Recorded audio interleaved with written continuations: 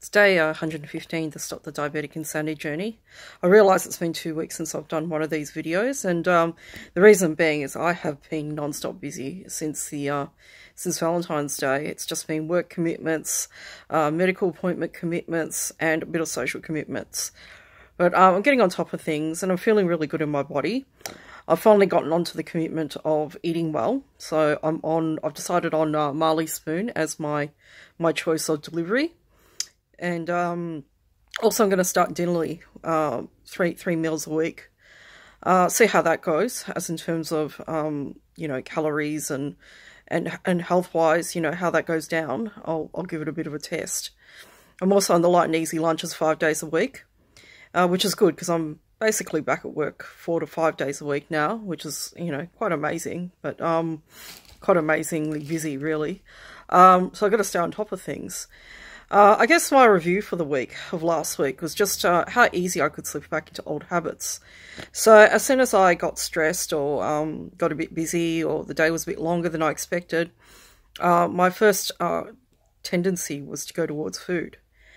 And again, this is a great battleground, particularly at Hawthorn, where I'm tempted by cafes and restaurants around the campus.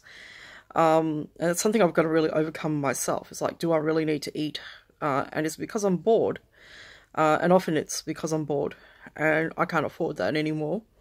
My weight is stabilized around about 68 kilos, and I really want that to come right down. And I think the way to do it is really to stick to at the very least, stick to 1,200 calories a day.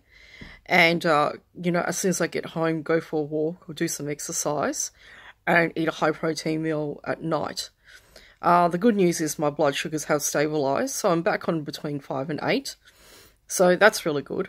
So it's really that balance between keeping the blood sugars stable and not putting on any extra weight as a result of insulin. As in terms of the rest of my life, well, it's been about 6 months since I've been committed to stopping drinking. And I have to say, I've been feeling quite good. I ran into my friend Jo on the street, of all places, while she was cycling home. And she said I looked really good. And I think it's really a result of being committed on this journey. And just really being committed also to the quantum healing belief that I'm already well. And the mind thinks it and the body follows, and that's what I'm gonna follow from now on, is that belief. Because I think the energy comes through. I mean, whatever you believe, it feeds into the cells, it shows on your skin, it shows in your energy, and that's something I've really got to keep up. But I've really got to keep up the practical aspects as well.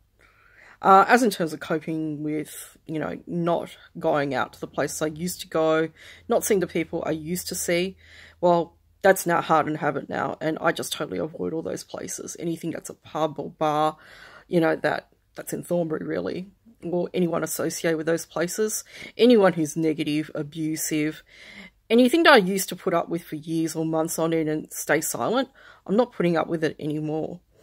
And, the big story of the past month was when I confronted a friend of mine who had an art gallery exhibition. And, they had a friend there who was overtly quite rude that day. They had a bad day. And unfortunately, that friend was quite rude to not only me, but other people. And, I accept that, everyone has bad days. But, I just think there's no reason for rudeness, really. If you're feeling really bad, go home. And I wrote my friend a message the next day, and I just took a stance, and I just said, look, if this person's coming to your future openings, I'm not coming. And my friend accepted that quite sadly, but and was unwilling to sort of talk to this person quite directly, but that's okay. I took my stand. And this is how I know things have changed, because I'm not willing to put up with abuse anymore. I'm realising more and more that things that happened to me in the past 3 years are actually quite common.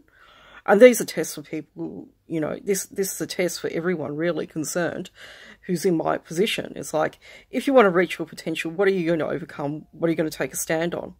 Because if you're not really willing to overcome it, you're going to be in the same place that pretty much you've always been.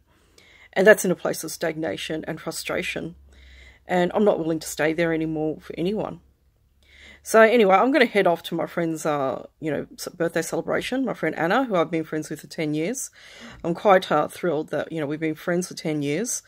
10 years ago, we had a birthday celebration the end of March in 2009 at Section 8 Bar, where I celebrated my 30th birthday and Anna celebrated her 25th. And now Anna's turning 35 and I'm turning almost 40. So there you have it. 10 years can go by real quick. All right, I'll talk to you soon.